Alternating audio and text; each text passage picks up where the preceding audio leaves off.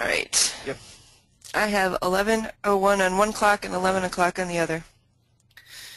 So I will start us, and in the words of Jay Richards, we will rock and roll. It's force be with you.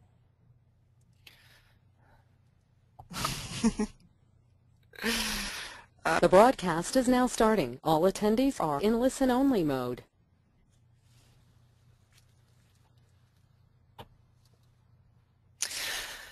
Well, good morning, good afternoon, and good evening to everyone.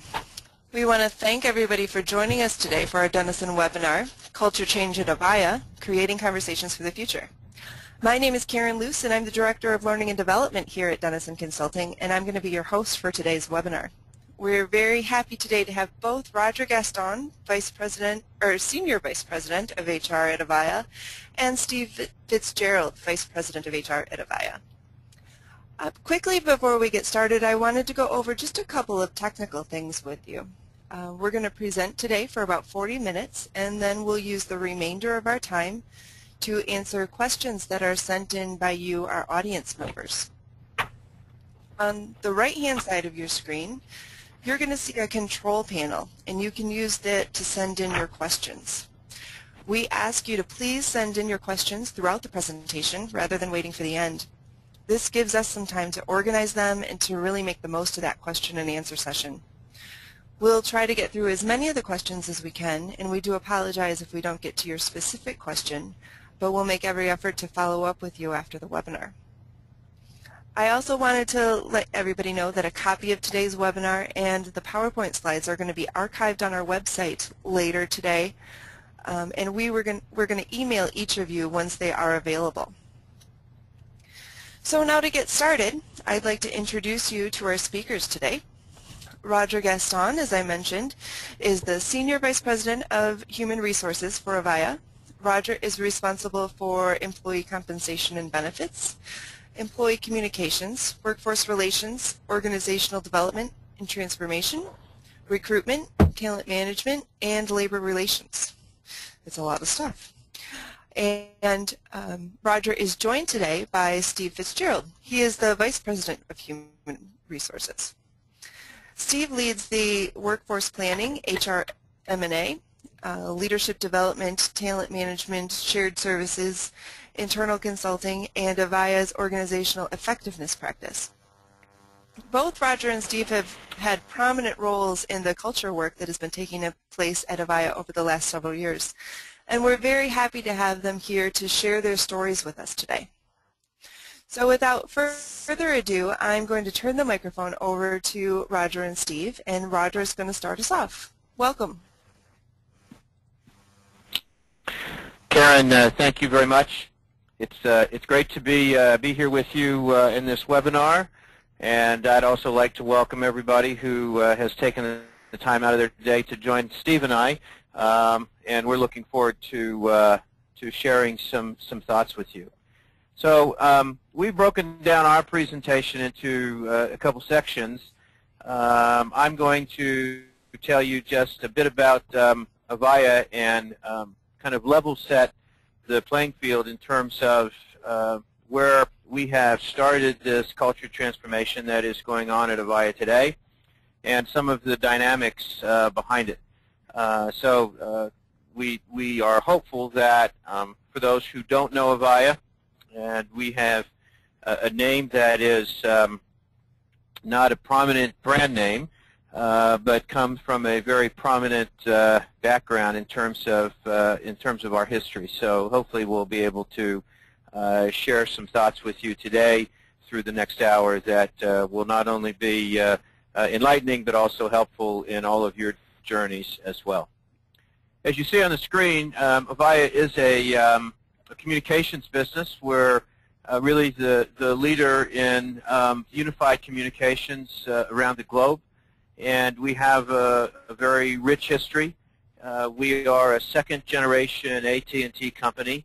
Our business, the enterprise communication business, was embedded in the Lucent business when Lucent Technologies was spun out from AT&T. And then in 2000, they decided that they wanted to move in a different direction and spun out the enterprise communications business, which became Avaya. And so to not emphasize the obvious, when we spun in 2000, while we were a new company, we were a kind of new startup with 30,000 employees and several $1 billion worth of revenue, and a culture that had significant underpinnings from the past. And those underpinnings from the past came from Lucent and AT&T, and thus kind of begins our journey for the next a lot of the actions that we've been working on in changing the culture at Avaya. If we go to the next slide, I'll show you the kind of the footprint of who we are and what we look like. Avaya is a very global business. We have further accentuated our global footprint through several acquisitions outside of the United States. Today we are a company of a little over 18,000 employees, closer to 19,000 today. We operate in 55 countries. As the slide says, we have several delivery support centers, sales offices, as well as services operations. And as many companies, we also operate with partners. And we have partners on two sides of our business. We have go-to-market partners, and our go-to-market partners are one of the major channels of distribution for Avaya product on a global basis. And we also have product development partners that are very prominent in helping us develop our applications, especially as Avaya has really moved into the arena of becoming much more of a solutions-based, applications-based, software-based company versus the hardware company that we were 10 years ago when we spun out from AT&T and Lucent. As you can see on the map, we are headquartered in Basking Ridge, New Jersey, and have several locations throughout the U.S., and our international locations are in major metropolitan areas. A fairly significant focus in Europe as our second largest market. Okay, we can move to the next slide. This next slide tells you a little bit about who our competitors are, and in terms of the work that we do, we are right in the heart today of moving data as well as moving voice. And so you can see on this slide that we have a leading market position in each of the businesses in which we operate. Enterprise telephony, our number one competitor is Cisco. Cisco entering that market as voice moved into an IP network out of kind of the PBX environment. It allowed Cisco to become a very prominent player as they were moving most of the data through their switches at the time, and felt that it was a good opportunity to get into voice. So they've become a very prominent player, number two player in enterprise telephony. Contact center is also a huge part of our business, and we provide technology in the world's leading contact centers. And as you can see here, we have a very dominant share. Denison, an Alcatel-Lucent company, is in second place there. Messaging, audio conferencing, telephony systems, etc., are also parts of our business, and again, leading shares in each of those areas. We also provide a significant part of our business through maintenance. When Avaya's business was more of a hardware-based business, the maintenance business, the services business, was a very important part of buying a total solution. Today, as you move into more of a software application solutions environment, that whole world has changed. And so we continue to have maintenance as a very big part of our business, but from a services standpoint, the professional services side has grown very, very significantly. And through an acquisition of the Nortel enterprise business a little over a year and a half ago, we also acquired a data business, and Avaya is now number 2 in core data networking install base around the globe. So we are a sizable player in the voice communication business and recognized as such.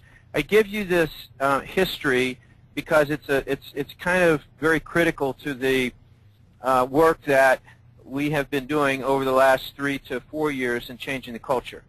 As you can tell from some of the discussion, this industry has changed significantly. We've changed, from a PBX-based environment into a software environment. And if you go to the next slide, this kind of shows you a picture of that migration. Voice was a very hardware-based environment as recently as 2000 when we spun out from Lucent. You had the PBX servers, hardwire, copper wire running through buildings, handsets on desks, etc. We moved very quickly, and in fact, Avaya was a very strong leader in VoIP, Voice over Internet Protocol, and moved voice into kind of the data streams. It moved it into the network.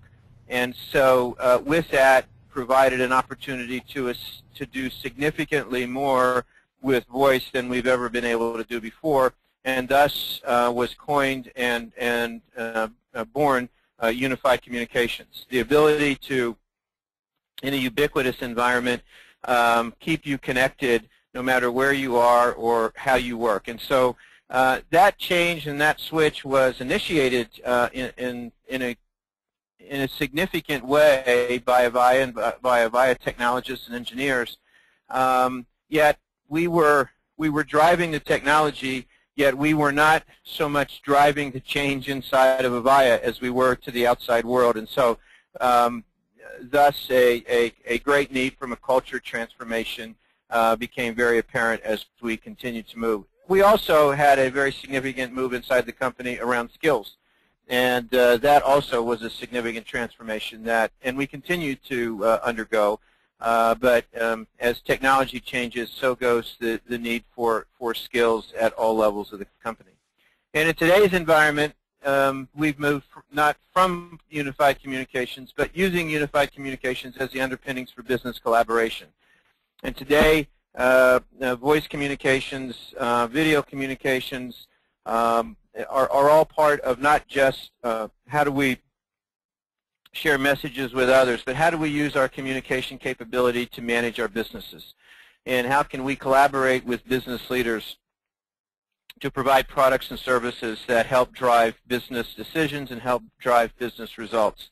So a fairly significant migration in a course of 10 years in terms of a business proposition and a business model. And that is where we are today and some of the work that we've needed to execute as we move the business forward. So with that kind of as the where the business has been and where the business is going and the transformation that's needed to take place alongside of it, on top of all that, in October of 2007, we had another transformational event occur, and that was that Avaya was taken out of the public marketplace and acquired by 2 private equity firms, Silver Lake Partners and Texas Pacific Group. An $8.2 billion private equity deal, one of the last deals done before the crash, and it was a very significant change for our business. And for any of you who have been through the private equity path, there's a lot that changes culturally, there's a lot that changes from an execution standpoint, but this was an opportunity for Avaya to really set on a new course of significant consolidation, opportunity to, as the business has transformed, to restructure some of the business, and being private over the course of the last 3.5 years, 4 years, has really been a significant advantage to our business. And I'll show you a few slides on how that looks. If you go to slide 7, this tells you just a little bit more about how we have evolved in the last 10 years as a business. This is a timeline showing at the top the number of acquisitions that we've made, and then at the bottom the partners, some of the significant partners that have been a piece of the Avaya journey as well.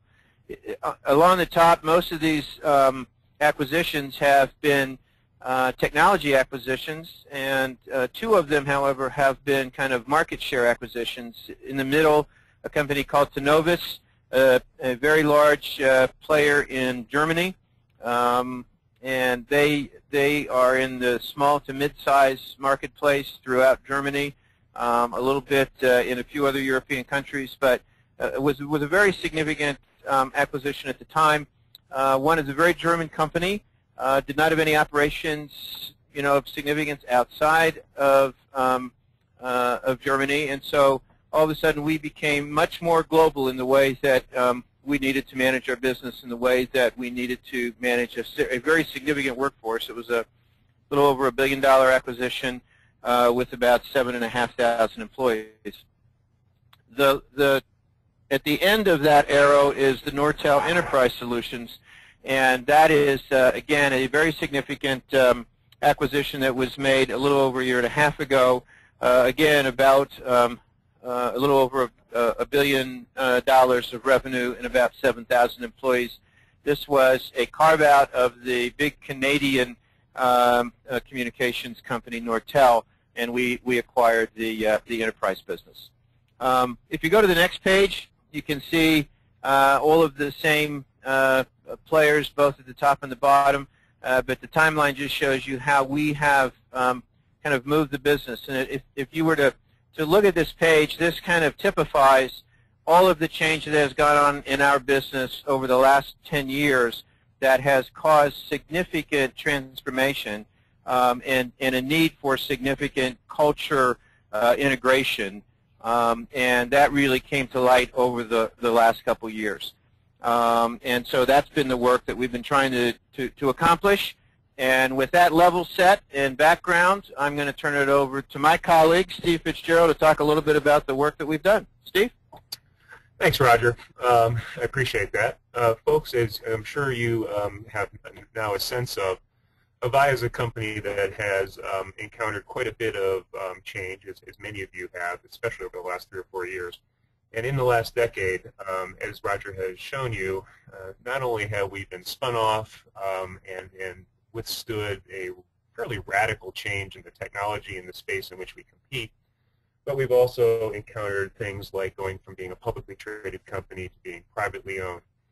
And so we thought it was really important for all of you to see the context that we had been presented with as we entered into our culture change effort.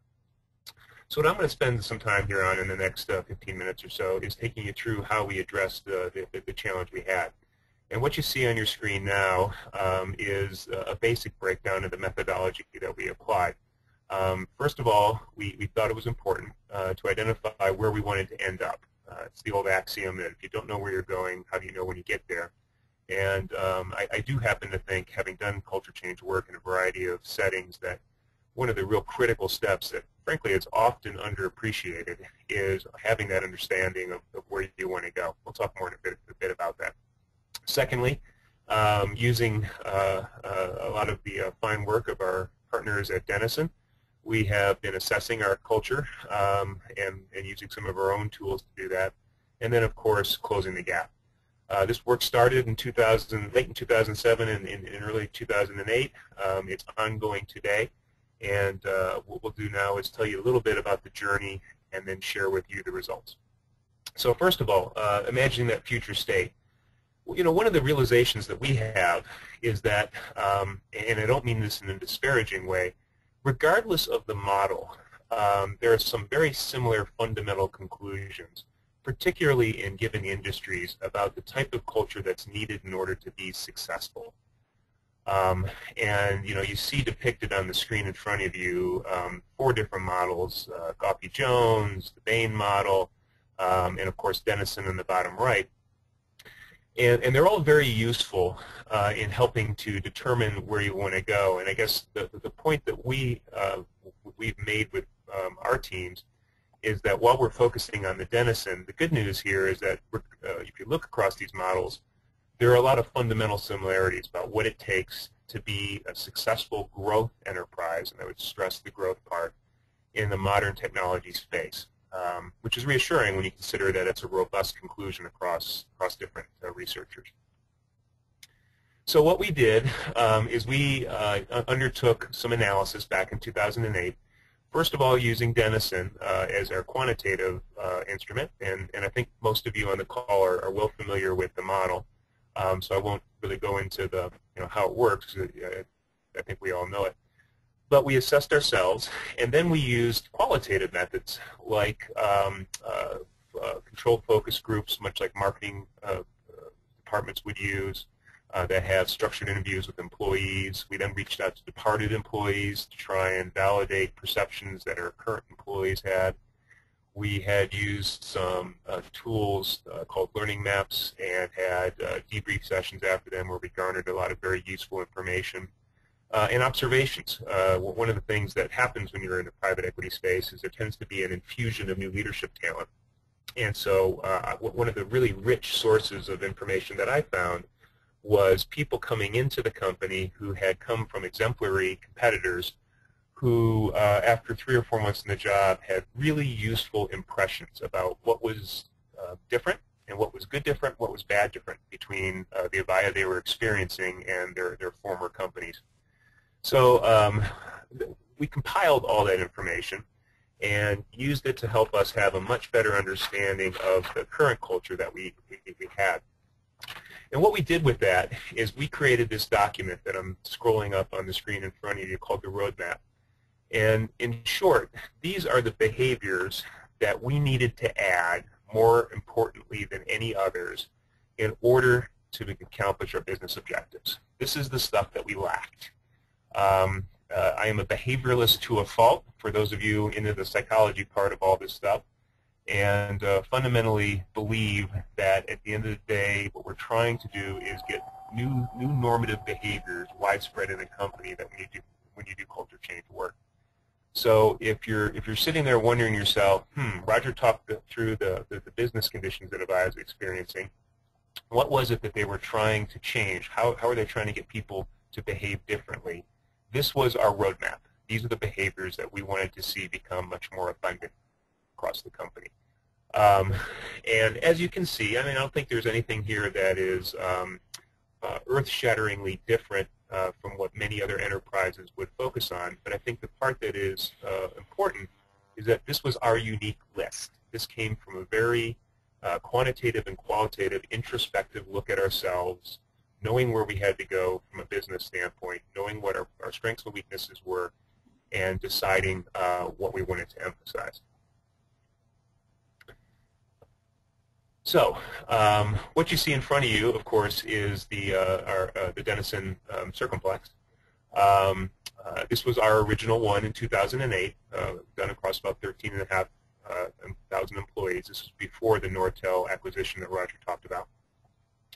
And I think what those of you who are familiar with the model will immediately recognize is that we tended to be a company that was more internally focused than externally. The lower half of the model, the green and the yellow, was stronger than the red and the blue. And that's certainly something that did not sit well with us, given that we are in a space where while we're #1 in market share, we are confronted with the reality where there's increasing competition from formidable competitors like Cisco. And as a company that had recently been acquired by private equity, there's a certain level of impatience, understandable impatience, for us to get on a growth trajectory.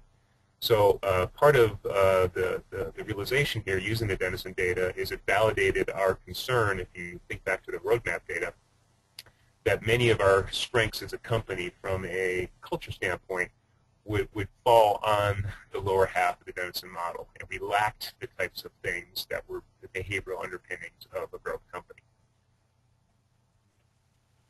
Then what we also did is we used that initial data to really dig into where our pockets of differences were and what our more specific types of challenges might be.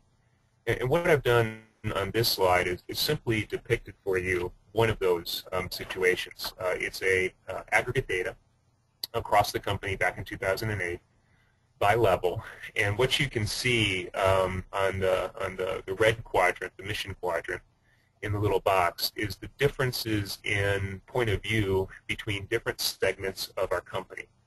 And this type of analysis, not terribly sophisticated, but easily enabled by the Denison tool, really helped us zero in on areas where we needed to improve our performance. You can see that the vision, slice the pie, the vision element in particular, had a pretty wide range, and the further you got from the top of the hierarchy, the less likely you were to have a sense of what that vision was. Although, interestingly, there was one component, the Management Associate Group, which is a relatively small one in our company, where it was significantly higher than just about everywhere else, which led us to a lot of interesting questions. But the point here is that this tool enabled us and would enable you to do that type of forensic analysis. So let's move now to kind of the tactics. That was the analysis that helped us develop this roadmap that I showed you earlier. One of the things that our CEO, Kevin Kennedy, often talks about, and he's a very impassioned guy on this topic, is that while it's well and good to have all the typical tools that we use in this work, that there needs to be this constant, he calls it nipping mechanism, using the analogy of a sheep herd and dogs that herd it who run along the edge of the herd and make the herd turn right or left by just nipping gently on the hindquarters of a stray sheep, which I think is a really useful, if perhaps not exactly politically correct HR metaphor. And so one of the things we've been really keen to do is ensure that our practice, when it comes to reinforcing behavior, has that element in it. And so what we've done is a variety of things. First of all, we had to revisit our governance. What we found is that the company, in its relatively short existence since it became independent from Lucent, had really lost the discipline of a regular, measurable, quarter-over-quarter, month-over-month, systematic governance system, including monthly and quarterly business reviews, including discipline goal setting, including the type of governance that you see in the middle of this thing when it comes to the gray element. And then on the bottom, we had particularly fallen down a bit on the effort to align and cascade goals of individual employees and individual functions in a hierarchical manner with where the company wanted to go. It had become much more of a laissez-faire type of situation. And even though some of the tools were in place, there was relatively little adherence to using them. So we fixed that. Then, using the Denison model, and many of you may have seen this slide before because I borrowed it from Denison, we went through the process of using each management team, with their individual reports to start to focus on the top half of the model, implement specific changes in their group that were relevant and specific to help move us into a space where we had more blue and red results year over year. And we provided them with many of the tools that you all have seen Denison offer, as well as some that we imagined on our own. But this was, to be clear, this was a fairly democratic effort where we would say to each individual manager, here's the results for you and your team. Here's the roadmap. This is the types of behaviors we need more of. And here is a list of suggestions, depending on where you're weakest in the red and the blue areas, that we really want you to focus. Pick 2 or 3, have specific action plans throughout the course of the year, and in another year we're going to measure our improvement. Another thing we introduced, and I think this was a particularly important bit of behind-the-scenes work, is that we got our arms around what we wanted from our various cohorts of the workforce when it came to the basic behaviors and skills that are required for us to be successful. In this model, I mean, the details in here I think are not terribly important to all of you as you consider this type of work in your organization, but the notion is, and the notion here is, look, no matter where you are in the company, your technical and functional skills and knowledge are critical elements of what you do.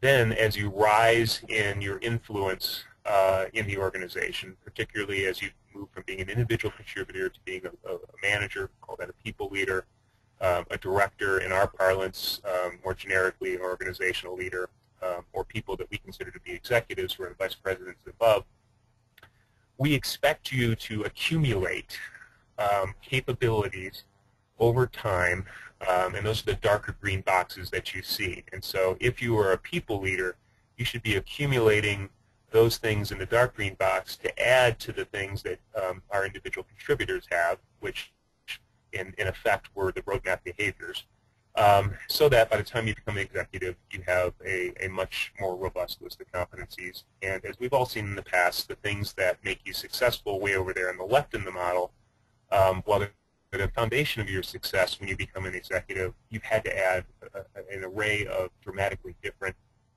capabilities to them. This didn't really exist in our company in a straightforward way, and perhaps more importantly, we had designed a number of systems, the things that you now see on the right-hand side of this particular screen, without a really tight and coherent connection between them. And so the ways in which we were doing something like recruiting or succession planning were reinforcing things that were somewhat different than what we were evaluating our employees in performance management. With the success profiles, what we've done, or begun, I would say we're about 60% of the way there, is we've begun to align all of the things that you see on the right, whether it be performance management, selection, succession planning, etc., with those disciplined competencies that are in that model. And I guess the point here is consistency. You know, the metaphor, I'm sure many of you are parents, and you know how it is when you're parenting and you give an inconsistent message to your kids. They sense that, they're able to exploit that weakness in all of us, and they start to manipulate the situation to their own choosing. Contrasting that with a situation in where there's a very consistent over time message to kids, and kids learn that there's a boundary for their behavior. Well, what we're trying to do here with what I've depicted on this slide is make those boundaries crystal clear, very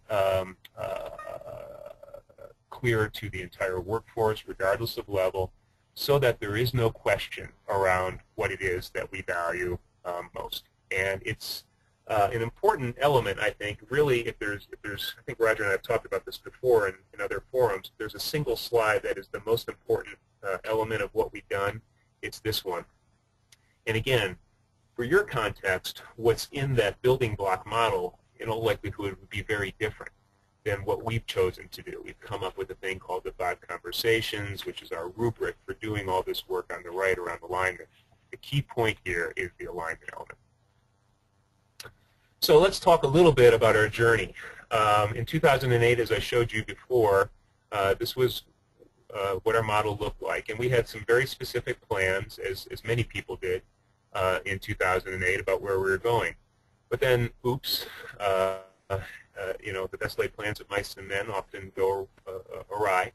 And as the Great Recession kicked in, the business we're in, as you I'm sure can appreciate from Roger's overview, is one that is extremely sensitive to what happened in that recession, where every one of your firms, one of the first things you stopped doing when you saw that the global economy was sliding downhill rapidly is you stopped making discretionary purchases internally. So that means your telephony systems, your data systems, your contact centers, only places where we make money, were one of the very first things that corporations stopped spending money on. And in a very short period of time, we effectively lost about 20 to 25% of our revenue. And then, you know, as a result of that, we had some unexpected challenges internally that you see listed there, where we had to do some fairly significant and aggressive things inside our enterprise in order to remain viable and solvent, which we did happily. So that was the challenge. The good news is, despite those challenges, using the methodology that I just showed you, you can see the improvement that we've been able to garner through our work across the enterprise. In particular, the part we're most excited about is that we've really focused on trying to improve on the top half of the model, the parts generally associated with market share, revenue growth, and that sort of thing. And as you can see, there's a lot more blue and red out there in 2010 than there was back in 2008. Interestingly, one of the things that I think we all encounter in culture change work is this desire to be able to do it overnight.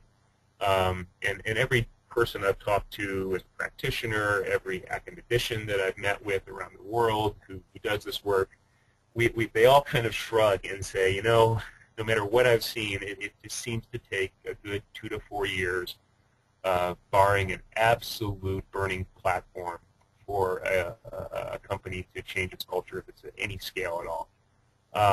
And in 2 years, we've made significant progress. I think both Roger and I would agree that we wouldn't consider this to be a job that's complete or that it's a culture that's changed to where we want it to. But we are significantly far along that journey from where we were in 2008 to that destination I described to you in the roadmap, which we view our end state.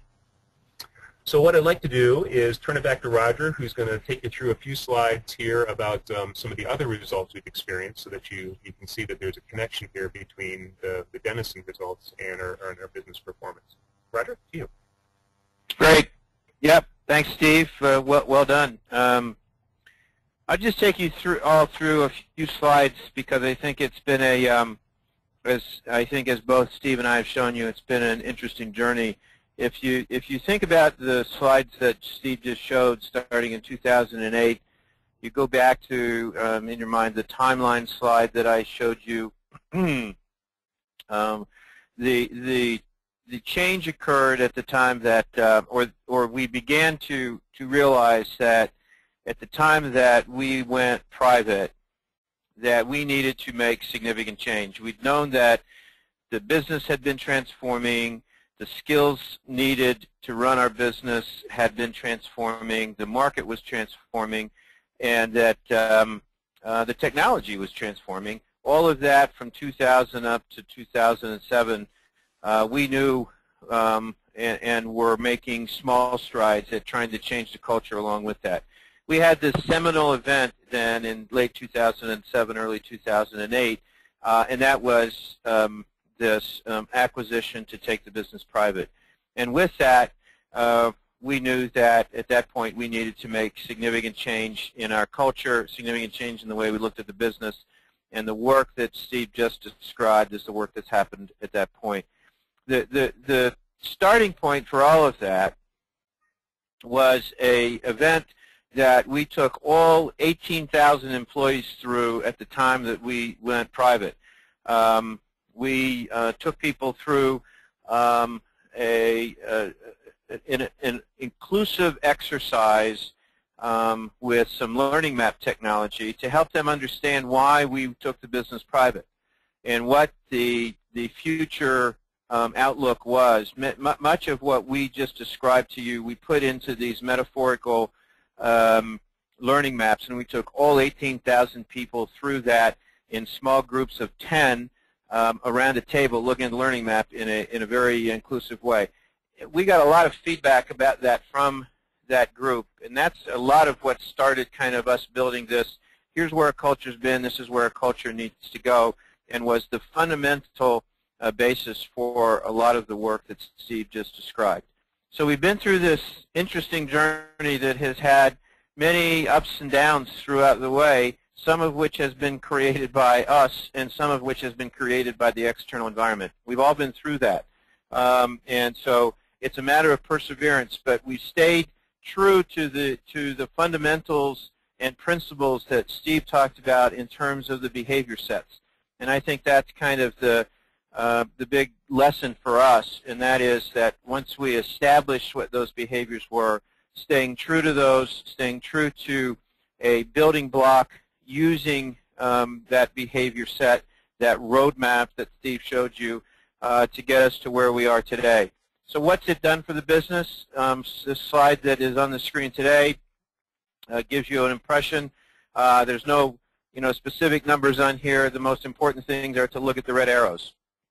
Over the course of the last 2 years, we have made significant progress in just about every one of our fundamental financial metrics. Our revenues have continued to grow.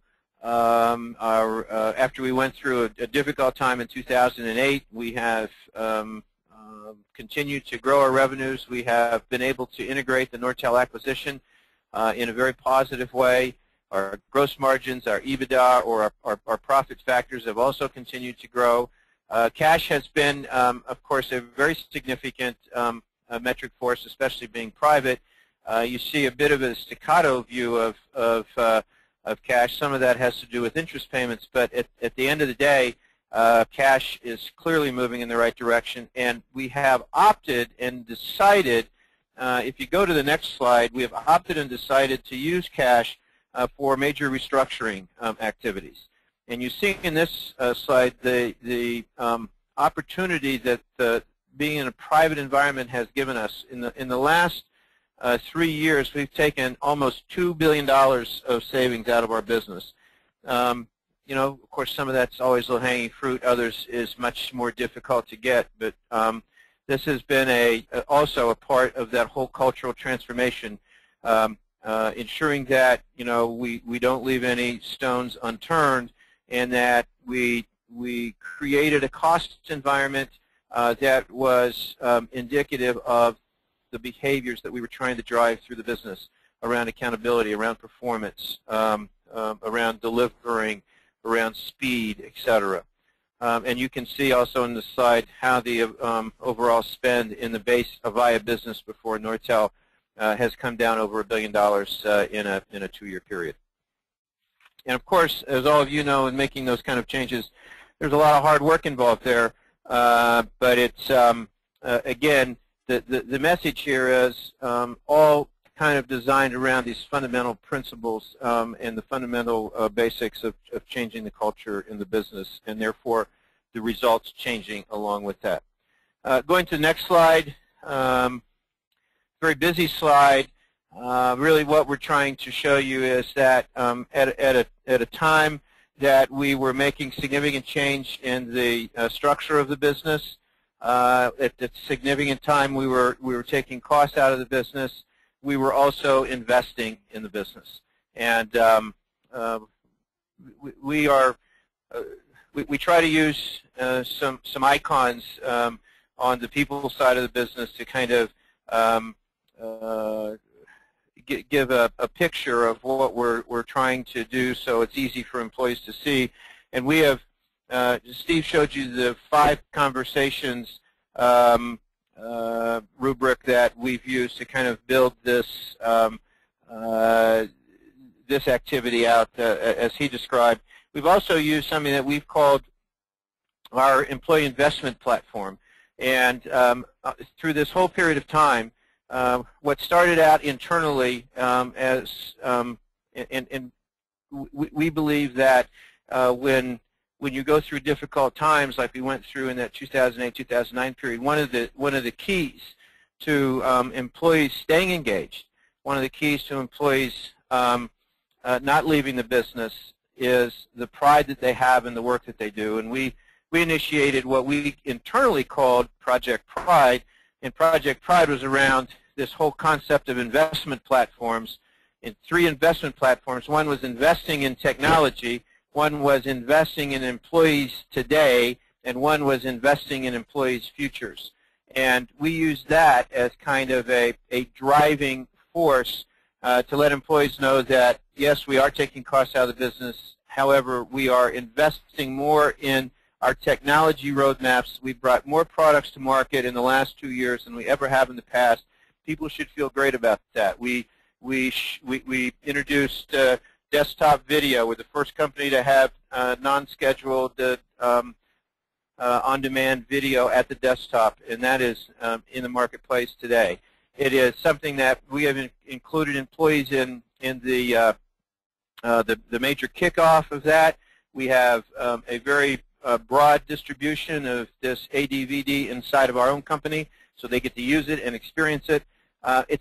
We're trying to show that we're investing in them, and then we've continued to bring back other things, many of which Steve talked about in investing in their futures, and where Steve talked about some of the tough decisions that we had to make in 2009 in regard to economics for employees. That's investing in employees today, bringing those things back. So we've tied all of this together. It's important for us. When we bought the Nortel business, we kind of created the handle that all of our employees are future makers. We're creating future makers. Do you want to be a future maker at Avaya? We've used that handle. We've driven all of this work around that. I think you saw from the Denison circumplexes, we've made good progress in all of those areas. You see from the numbers that we just showed, we've made great progress from a financial metric standpoint, and in terms of our whole investment in employee pride and engagement, we hope to continue that effort. If you go to the last slide, the slide says what's next. I could talk for a long time about this slide. I won't, because we want to take some questions. Basically, though, this is a slide that depicts a further refinement. We've now got the basic premise of the business moving forward. We've got, I think, a great roadmap. There's one area, however, of our business that we've continued. So as you kind of drill down into the different segments of your employee base, is there a segment that you really need to do further work on? And we identified kind of what we call our middle management platform, our directors, senior managers, people who supervise people, kind of key middle group. We have, as we've restructured the company, this group has, for whatever reason, not been touched. And so we found there that there is a lot of the old behavior that exists in this group. You can see the two Denison surveys, how they differ. This group is not as engaged. They are not they're not participating in the company in the same way that others are. And we are dealing with that. We're approaching that. I don't want to get into all of the things that we're doing with that group. Suffice to say, that's our next step, and some of the work that we're doing to try to drive higher engagement levels there. And hopefully we can come back to you and talk about the success that we've had with that group at some time in the future. So with that, I think that covers all of our slides. It's been a real pleasure on my part, and I'm sure on Steve's as well, to have this 45 minutes to speak with you today and tell you our story. And we're happy to take any questions. Karen? Well, thank you to you both. We do have quite a few questions that have come in. I want to start with this one. You mentioned at the very beginning that it was an advantage to go from a public company to a private company. Can you talk a little bit about that and why that was an advantage for you? Steve, you want me to take that? Sure, go ahead. I think the point I was trying to make was twofold. In a private company, there's a couple of things. One, you get the advantage of our owners. We have some great owners. You know, in a public environment, you have millions and millions of shareholders, and you are working for those shareholders, and you have to report to those shareholders.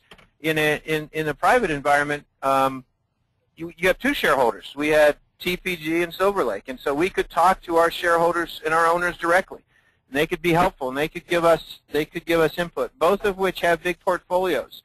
They have they're powerful players in the private equity space, so they were able to help us with some leverage because of the size and scope of their portfolios. So that's one piece. Second piece was that they are just very adamant about, you know, cost in the business and how do you run a business and take costs out. Their models are around leverage and taking costs out, driving revenue. So that was helpful. That was not a mentality that we had before. So it was helpful to kind of get an ownership that had that mentality. Very active owners, by the way, versus a more passive board. The third piece was being able to do some things that are difficult to do in a public environment because especially around restructuring, where you have to, disclose all of your restructuring costs and all those kind of things. All your millions of shareholders are not all that excited about spending that much cash on restructuring, et cetera. It gave us an opportunity, especially you know, in the early days, to do a lot of restructuring from a physical asset standpoint, a human asset standpoint, et cetera. And finally, it gave us an opportunity to make the big acquisition of Nortel. And we impressed our owners early on in the first couple of years. They believed in us. They helped us finance the acquisition of Nortel, and that has been a very significant opportunity. So I'm sure there's many others as well, but those would be the big things that I think have been helpful for us being in a private environment. Okay, thank you. Another question that has come up is, this seems like it's been quite a journey for your executive team too, is, you know, with all the transformation that's been happening over the last decade. From a culture standpoint, what has that journey been like for the executive team? What kind of role did they play from a culture standpoint? And well, I'll leave it at that. It has been quite a journey with the executive team, and as you might imagine, the executive team that started in the business just prior to the taking the business private is not the same executive team that is in place today. We've gone through a few iterations. The team has been very instrumental, and the team has carved out time to work as a team. There is a lot of work that's done by the senior team to be sure that the team is an effective leadership entity in the business. We get a lot of feedback from our employees. We reach out to our employees a lot, both individually as a senior team as well as collectively as a senior team. And the senior team is very exposed to all of the activities, have been exposed to all of this work and have endorsed it, and have a big part of living it. And I will tell you that for those, and this is interesting, and you know, I'm not gonna, won't use names, but where senior team members have viewed this as, you know, kind of just an HR project. I'm going to work the way I want to work. I'll listen to what the HR guys have to say, but I'm going to go do what I want to anyway. Those people do not they are not allowed to continue to exist at Avaya. And so we have, where people have opted to not participate and not accept and be a part of this act, you know, these behavioral underpinnings and act on their own, they are not with us any longer. So there's no tolerance for bad behavior. Yeah, and you know, Karen, I would add to Roger's comments because I think there's a neat connection between both of those questions.